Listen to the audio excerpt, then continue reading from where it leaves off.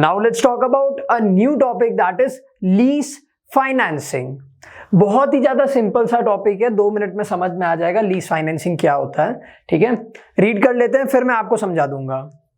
A lease is a contractual agreement whereby one party, that is the owner of an asset, grants the other party the right to use the asset in return for a periodic payment, that is lease rental.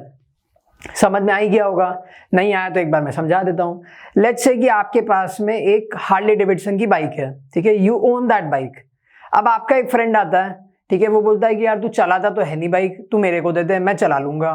तो आपने क्या किया, आपने उसको cell नहीं करी है bike, आपने उसको बाइक की चाबी दे दी और आपने उसको बोला कि तू यूज कर ले बाइक, उसके बदले में तू हर महीने मेरे को एक रेंट देते रहना। बस यही होता है लीज फाइनेंसिंग। ठीक है, लीज का मतलब क्या है, देखो, it is an contractual agreement, मतलब दो पार्टीज के बीच में एग्रीमेंट हुआ है वेयर बाई वन पार्टी, कौन सी party, the owner of the asset, यानी आप क्या करते हो, you grant the other party the right to use the asset. आपने क्या किया, अपने फ्रेंड को राइट दे दिया to use your bike, to use your asset in return for a periodic payment. क्यों? क्योंकि आपको बदले में रेंट मिलेगा और इस रेंट को हम लोग बोलते हैं लीज रेंट, लीज रेंटल भी बोलते हैं। ठीक है, the owner of the asset, यानी आपकी बाइक थी, the owner of the bike is going to be known as the lessor, यानी the owner of the asset, जो लीज करता है उसको हम बोलते हैं lessor, while the other party that uses the asset is known as the lessee. ठीक है, आपका जो फ्रेंड है जो बाइक यूज करने वाला है उसको हम बुलाएंगे लेस ई। ठीक है, the terms and conditions regulating the lease agreements are given in the lease contract. जो भी टर्म्स एंड कंडीशंस होंगे, जैसे कि आप बोलते हो कि अगर बाइक तूने कहीं पे भिड़ा दी या इसके ऊपर स्क्रैच आया तो रिपेयर तू कराएगा, पेट्रोल तू भराएगा, सर्विस का खर्चा तू देगा, यानी जो भी टर्म्स एंड कंडीशंस होते हैं ना, वो हमारे कॉन्ट्रैक्चुअल एग्रीमेंट यानी जो लीज एग्रीमेंट होता है उसमें मेंशन्ड होते हैं। At the end of the lease period the asset goes back to the lessor. Let's say कि आपने अपनी बाइक की उसको चाबी दी थी 6 मंथ्स के लिए, ठीक है, आपने उसको राइट दिया था कि 6 महीने तक ये बाइक तू यूज कर ले। तो जैसे ही वो टाइम पीरियड खत्म होता है ना, वो टाइम पीरियड जो हमने लीज एग्रीमेंट में मेंशन किया है, वैसे ही वो बाइक यानी वो असेट वापस आपके पास में आ जाएगी और आप कौन हो, लेसर।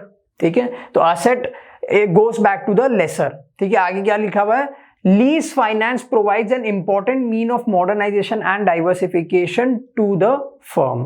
ठीक है, अब क्या होता है, फर्म, ऐसी फर्म जिसमें मॉडर्नाइज या फिर डाइवर्सिफाइड इंस्ट्रूमेंट्स चाहिए।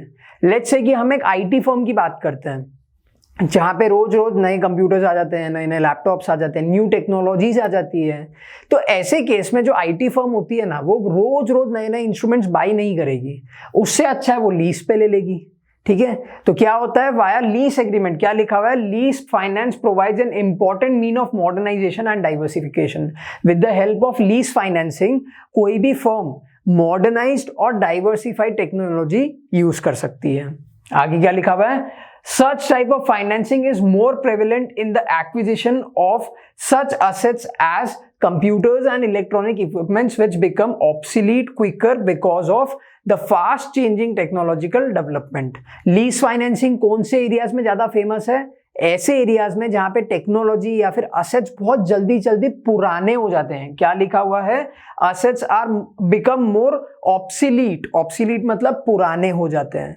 तो लीज फाइनेंसिंग ऐसी जगह पे ज्यादा काम आता है जहां पे असेट्स या फिर टेक्नोलॉजी बहुत फटाफट पुरानी होती है। तो फर्म क्या करती है, रोज नए नए एसेट परचेज नहीं करती है, वो क्या कर लेती है, रेंट पे ले लेती है, तो फर्म का खर्चा बच जाता है। ठीक है, आगे क्या लिखा हुआ है, while making the leasing decision the cost of leasing an asset must be compared with the cost of owning the same। ठीक है, यानी जब भी आप डिसाइड करते हो कि अगर आपको कोई एसेट लीज पे लेनी है, तो सबसे पहले तो आपको ये समझना चाहिए कि अगर आप नई एसेट खरीदते तो आपको कितने में मिलती है। ठीक है, लेट्स से कि हम गाड़ियों की बात करते हैं, आजकल जूम कार वगैरह बहुत ज्यादा चलती है। तो एक तो होता है कि आपको i20 खरीदनी है, तो अगर आप नई खरीदने जाते हो तो 8 लाख 9 लाख 10 लाख की i20 आती है। और अगर आपको खाली 2 दिन के लिए चाहिए, तो अगर आप जूम कार पे जाते हो तो शायद रेंटल आपको मिल जाएगी 2 4 5 हजार में आपको मिल जाएगी। तो आप कंपेयर करते हो 10 लाख और 5 हजार को, तो यू अंडरस्टैंड राइट कि क्यों लीसिंग एग्रीमेंट में कंपैरिजन जरूरी है। वहीं पे अगर मैं आपको बोलता हूँ कि आपको 2 दिन के लिए अगर मेरी गाड़ी चाहिए i20, तो मैं आपको 5 लाख रुपए में दूंगा, तो आप यही बोलोगे ना कि 2 दिन के लिए गाड़ी लेनी है, उसमें 5 लाख डालने से अच्छा है 8 लाख की तो मैं नई गाड़ी ले लूं, दैट इज बेटर। ठीक है, 3 लाख रुपए ज्यादा डाल के एटलीस्ट वो असेट मेरी तो हो जाएगी। ठीक है, तो व्हेनेवर अ पर्सन या फिर a firm is taking a leasing decision, उसको ये कंपेयर करना बहुत जरूरी है कि असेट को रेंट पे लेने का और असेट को खरीदने में ज्यादा कॉस्ट बेनिफिट कहां पे है। ठीक है, ये हो गया लीसिंग के बारे में। अब बात करते हैं मेरिट्स कि अगर कोई भी कंपनी लीज फाइनेंसिंग यूज करती है तो उसके क्या मेरिट्स होते हैं।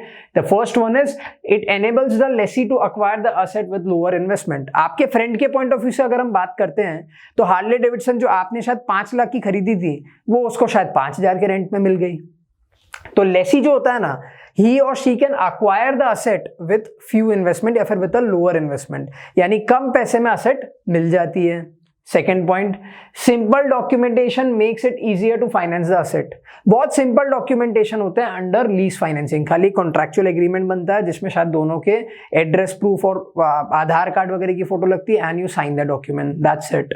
ठीक है, third is lease rental paid by the lessee are deductible for computing taxable profit. जो मैंने आप लोग को पहले भी याद है, हमने बार बार पढ़ा था कि interest is treated as an expense, वैसे ही ठीक है, वैसे ही the lease rental paid by the lessee, अगर आपका फ्रेंड है जो आपसे बाइक लेके गया है, ठीक है, तो अब वो आपको जो भी रेंट पे करने वाला है ना वो उसके प्रॉफिट में से माइनस होता है। एग्जांपल देता हूं कि लेट्स से कि आपके फ्रेंड की इनकम थी साल की 5 लाख रुपए की, आपके फ्रेंड की इनकम थी लेट्स से साल के 5 लाख रुपए की। ठीक है, उसमें से 5 लाख पे उसको टैक्स देना पड़ता। अब वो टॉपिक छोड़ो कि 5 लाख पे हमें टैक्स नहीं देना होता एक्सेट्रा एक्सेट्रा। अभी आप खाली इतना समझो कि अगर टैक्स देना होता तो शायद वो 5 लाख पे टैक्स देता, बट अब उसने क्या किया, 5,000 रुपीज तो आपको रेंट दिया है, तो 5,000 रुपीज यहां से माइनस हो जाते हैं सीधे सीधे। तो अब उसको टैक्स कितने पे देना है, अब उसको टैक्स देना है 4,95,000 पे। तो ये एक बहुत बड़ा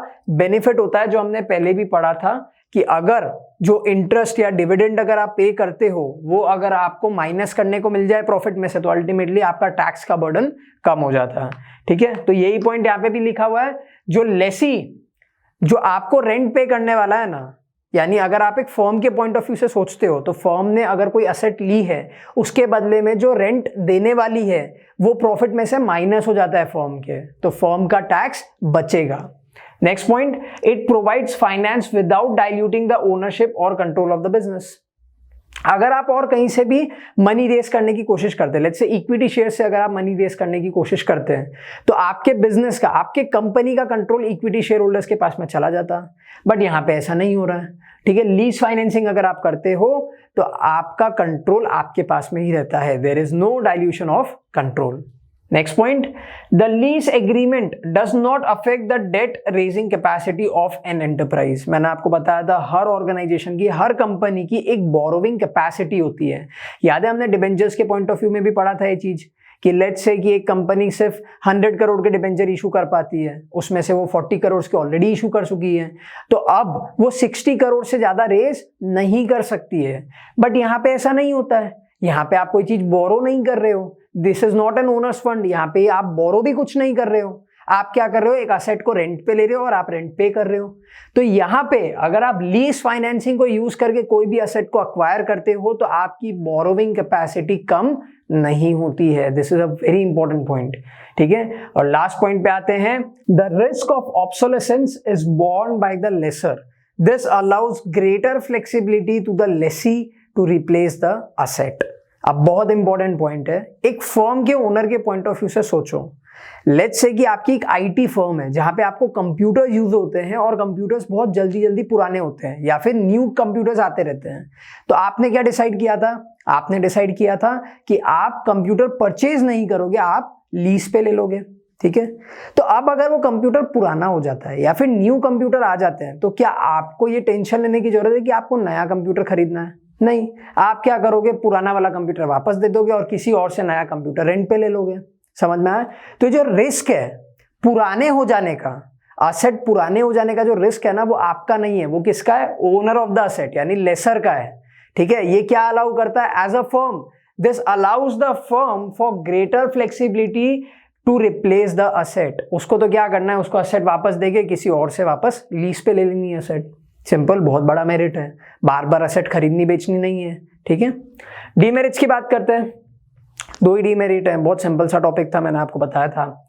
the first demerit is the lease agreement में impose certain restrictions on the use of the asset. Let's say कि आपका फ्रेंड आपसे बाइक लेने आया था, तो आपने क्या बोला कि मैं तेरे को बाइक तो दे रहा हूं लेकिन तू सिटी के बाहर लेके नहीं जाएगा, ठीक है। तो क्या हो गया, आपने असेट तो दे दी लेकिन असेट के ऊपर आपने कुछ रेस्ट्रिक्शंस लगा के दिए। सिमिलरली लेट्स से कि अगर कोई फर्म कोई मशीन या फिर कोई असेट लीज पे लेता है, तो शायद जो ओनर होता है ना वो मशीन का, वो शायद कुछ रेस्ट्रिक्शंस के साथ में दे, ठीक है। Second point, the normal business operations में be affected in the case the lease is not renewed.